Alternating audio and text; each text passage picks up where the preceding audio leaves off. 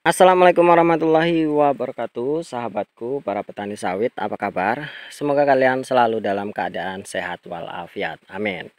Teman-teman, pada video kali ini saya akan sharing tentang masalah pemupukan yang baik dan benar. Baiknya ditabur atau dibenam atau dikocor atau hal lain sebagainya.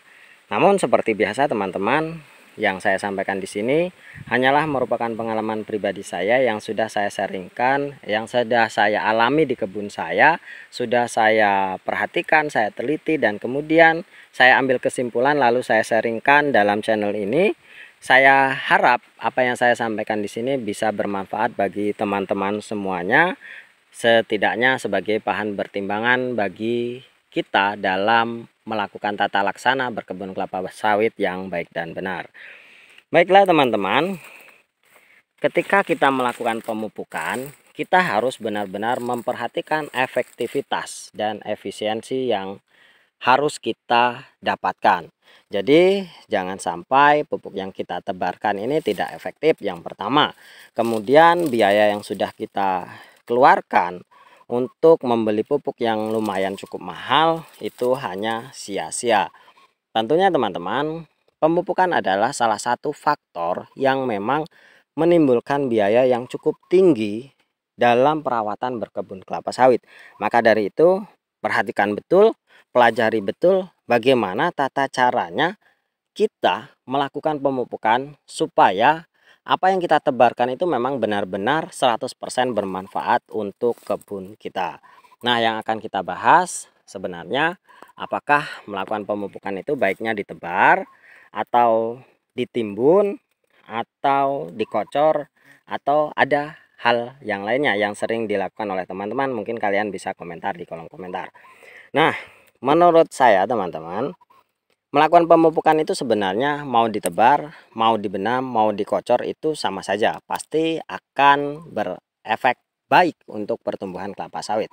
Namun yang akan kita perhatikan adalah efektivitas atau efisiensi biaya. Nah, kita harus pelajari dulu tentang sifat dari pupuk, terutama pupuk kimia. Kalau kita menggunakan menebar pupuk kandang tentunya ya sah-sah saja. Mau kapanpun, mau bagaimanapun caranya, mau dibenam, mau ditebar, mau dikocor itu sah-sah saja kalau itu adalah pupuk kandang atau pupuk organik atau yang lainnya. Namun yang akan kita bicarakan adalah pupuk kimia seperti urea, KCL, TSB, NPK, borak, dan lain sebagainya. Nah, pupuk kimia ini adalah pupuk yang memang sudah hasil dari ekstraksi dari bahan-bahan kimia yang memang dilakukan oleh pabrik. Nah, sifat dari bahan kimia atau ekstraksi ini biasanya mudah terkontaminasi atau mudah teroksidasi dengan unsur-unsur yang lain. Misalkan urea itu bisa teroksidasi dengan udara. Dengan kata sederhananya, urea ini bisa menguap tanpa kita lakukan pelarutan. Jadi dengan air H2O yang ada di udara, itu si pupuk urea ini bisa cair dengan sendirinya. Kemudian dengan suhu udara yang cukup tinggi bisa menguap ke udara, jadi tidak masuk ke dalam tanah dan tidak diserap oleh tanaman. Tentu itu bisa membuat kita rugi. Itu sifat dari pupuk kimia teman-teman yang harus kita ketahui, yang harus kita pahami betul. Pupuk ini bisa menguap, itu sederhananya, pupuk ini bisa menguap. Yang kedua, pupuk ini mudah larut. Jadi dengan teori itu bahwa pupuk mudah larut berarti pupuk ini mudah erosi atau mudah terbawa oleh air.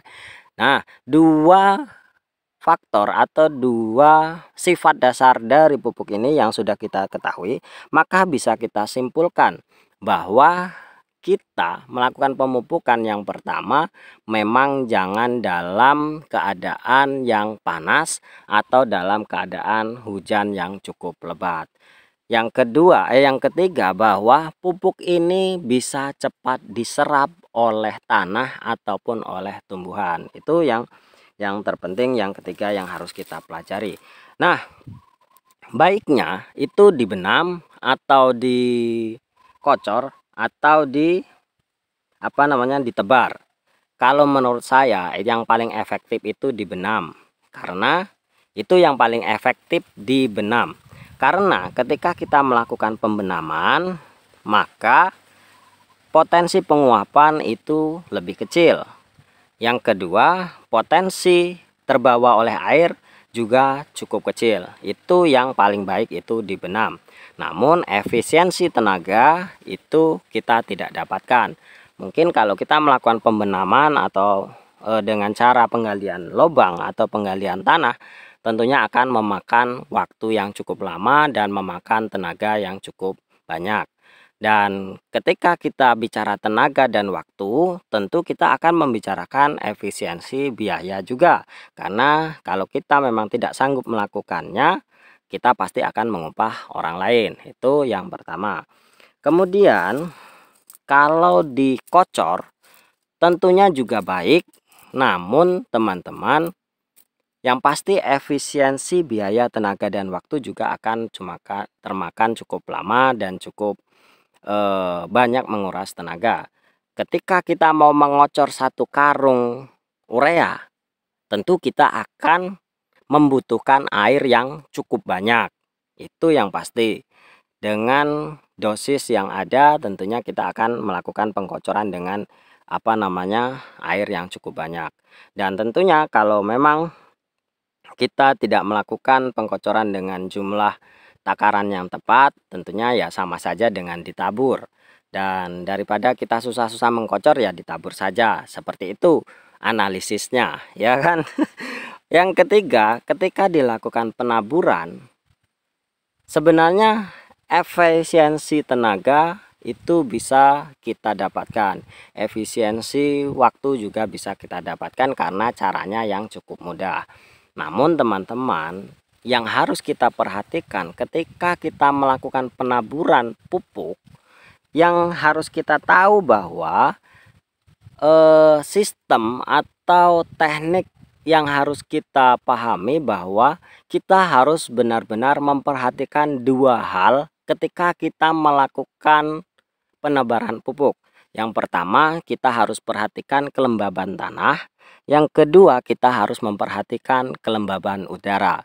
Sudah saya bilang tadi di depan bahwa kita harus menebar pupuk itu jangan di waktu terlalu panas atau terlalu kering atau musim kemarau. Yang kedua, jangan ketika musim hujan. Dan yang kedua yang sudah kita ketahui bahwa pupuk kimia itu cepat larut dan cepat terserap oleh tanah. Maka dari itu kalau kalian ingin menebar pupuk, lakukanlah di pagi hari atau di sore hari.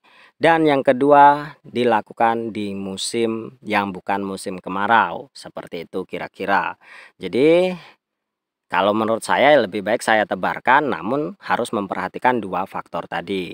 Kalau memang tanahnya lembab, tanahnya tidak terlalu kering, dan jadi tidak ada genangan air, tentunya lebih baik kita tebarkan saja daripada kita repot-repot membenamkan atau hal lain sebagainya. Kalau memang kondisi di lapangan, kondisi cuaca itu cukup mendukung. Kalau memang kalian ingin membenamkan dan ingin mendapatkan hasil yang 100% itu bisa diserap oleh tumbuhan, itu jauh lebih baik. Mungkin hanya ini teman-teman. Terima kasih atas atensinya. Wassalamualaikum warahmatullahi wabarakatuh.